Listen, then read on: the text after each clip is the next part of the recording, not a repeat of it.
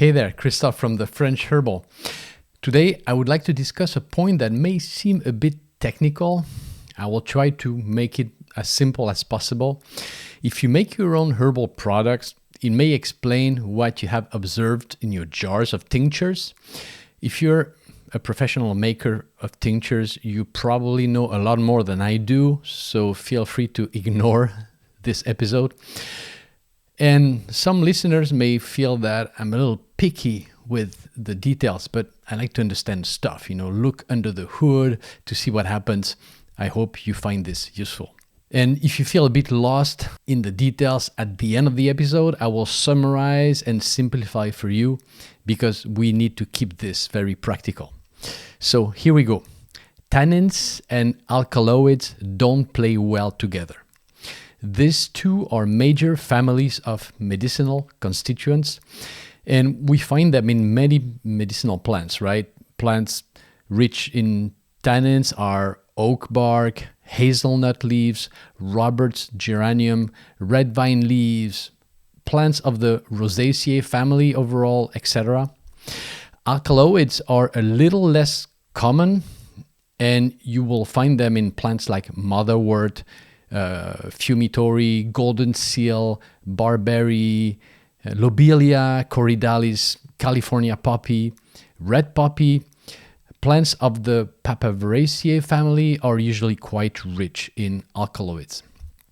Now, here's the key point.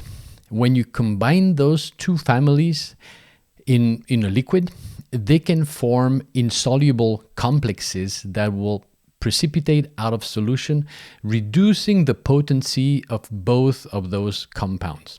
And here is how it works. Tannins have multiple hydroxyl, so OH groups that act as weak acids. And if you listen to my episode on tannins, you may remember that I used the octopus analogy, with many tentacles being the many OH group of the tannins. So all of those tentacles act as weak acids. Alkaloids, on the other hand, they act as weak bases. And I don't know if you remember middle school chemistry. Well, when I was in middle school in the 1980s, we learned that an acid plus a base in solution will lead to water and a salt. And the salt precipitates out of solution. Now, for tannins and alkaloids, this isn't as simple as acid-base reaction, like if you put vinegar plus baking soda, for instance, right? The reaction is quite clear. Instead, here, it's a multi-point binding that will create large insoluble clumps. And let's take an example, right? So let's say you have restless legs due to poor blood circulation in the legs, which in the end creates a problem of fragmented sleep. So a simple mix could be hazelnut leaves with California poppy. The first one rich in tannins, so tonic to the venous circulation. The other one rich in alkaloid to calm you down, to act as a mild sedative in the evening. So what happens in your jar? Well, if you prepare a tea, the reaction starts immediately, and those tannin-alkaloid complexes will start to form. But the high water content will keep those complexes suspended. If you let the tea sit for a while, say overnight, then you might see those complexes kind of sediment at the bottom. And those are tannin-alkaloid complexes. Now, if you prepare a tincture with both plants in the same jar, or if you prepare the tinctures separately and then you mix those two, well, ethanol, so alcohol, initially dissolves those complexes. So initially we're fine. But you know how it goes. We will keep our tinctures for very long periods of time, right? Often years. And over time, there will be precipitation at the bottom of the jar. Why does this matter for herbalists? Well, first of all, you have loss of potency.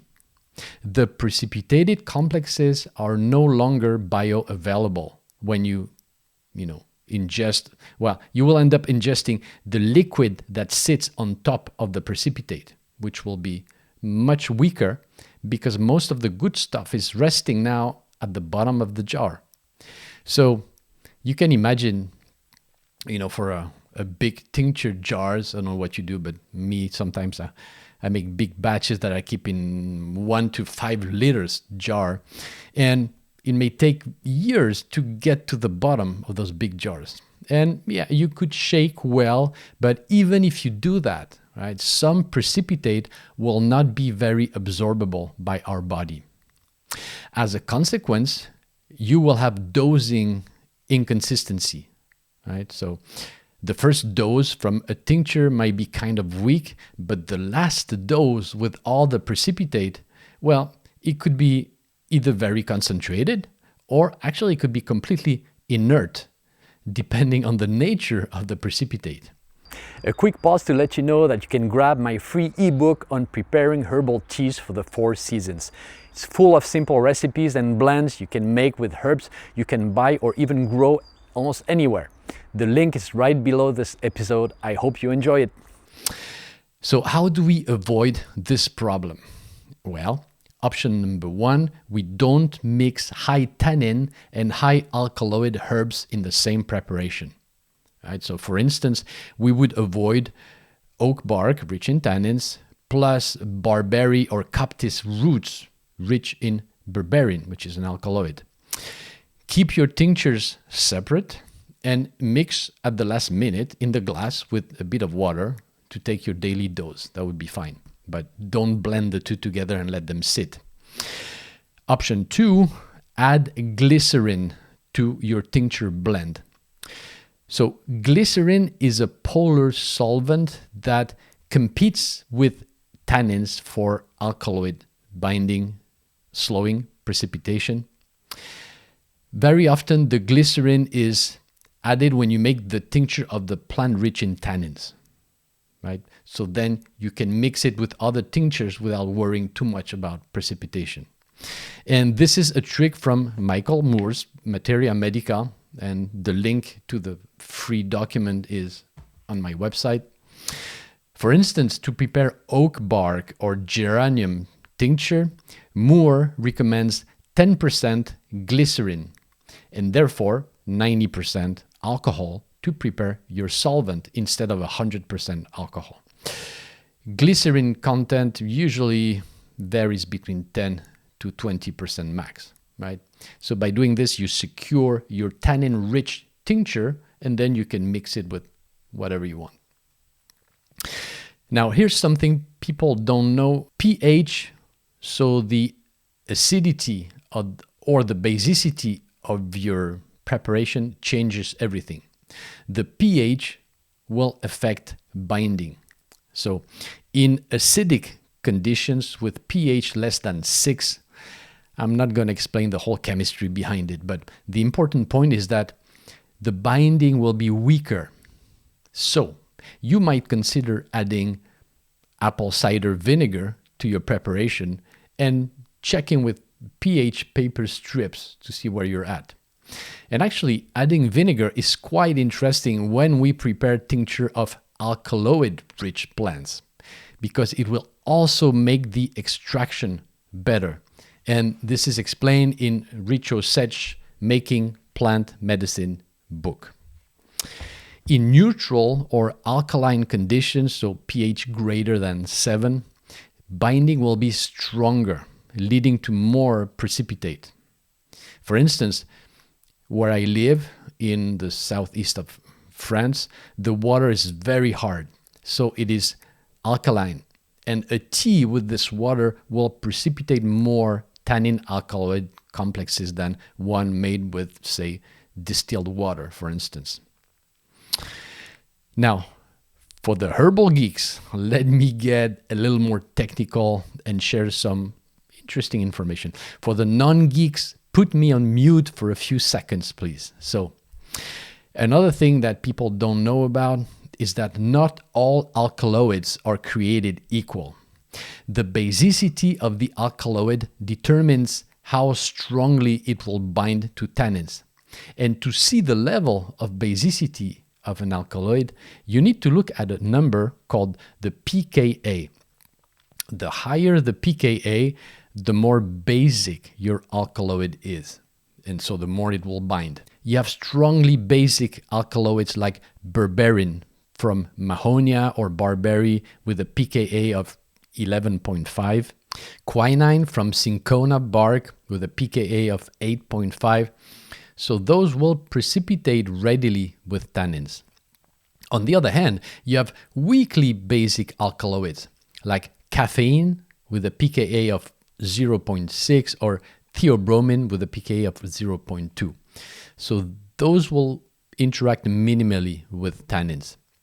And somewhere in the middle, you will find a bunch of alkaloids that will somewhat precipitate with tannins.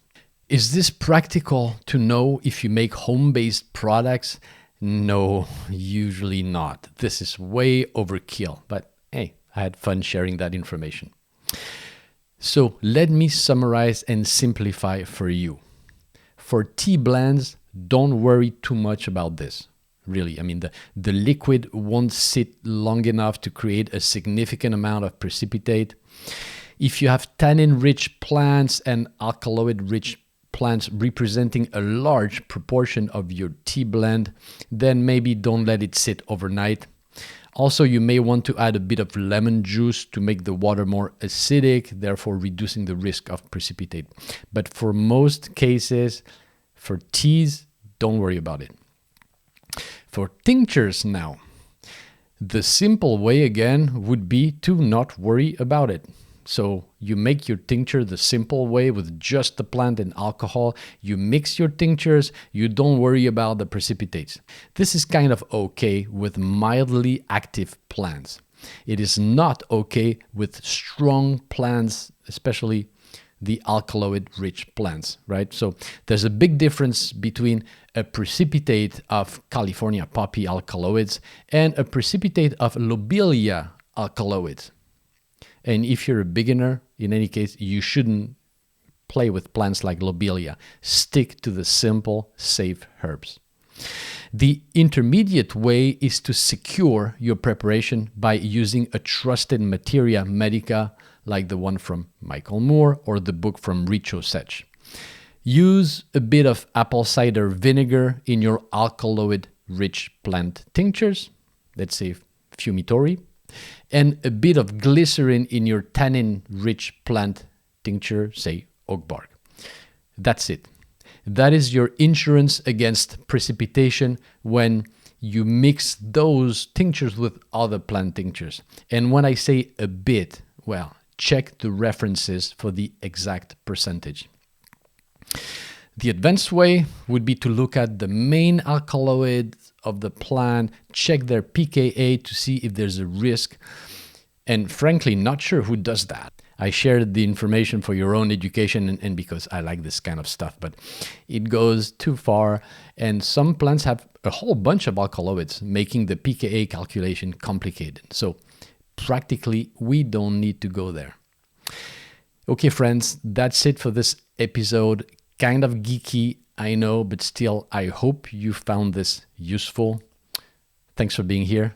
I will see you soon for the next episode of The French Herbal.